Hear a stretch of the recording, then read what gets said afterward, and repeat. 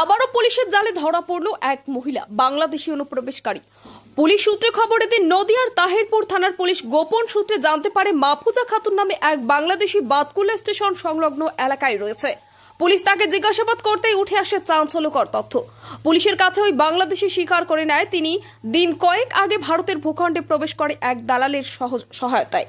তবে কবে কি উদ্দেশ্যে ভারত এসেছে সেটা এখনো পর্যন্ত স্পষ্ট করেনি পুলিশের কাছে।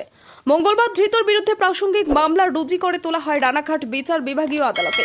অন্যদিকে পুলিশ তদন্ত করে দেখছে আরও বাংলাদেশি ওই এলাকায় রয়েছে কিনা। পাশাপাশি দালালের খোঁজে তল্লাশি চালাচ্ছে তাহিরপুর থানার পুলিশ। অনেক বছর ধরে আমার পছন্দের গয়না সঞ্চয় করেছি, এবার দেব আমার প্রিয় মানুষ। মা, it's yours.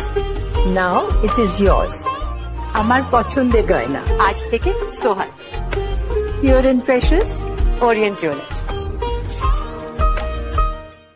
যদি এখনো আমাদের খবরের দর্পণ চ্যানেলটি সাবস্ক্রাইব না করে থাকেন তাহলে এখনই সাবস্ক্রাইব করুন, সঙ্গে বেল বাটনটি ক্লিক করুন আর পেয়ে যান সব খবরের দ্রুত ভিডিও আপডেট।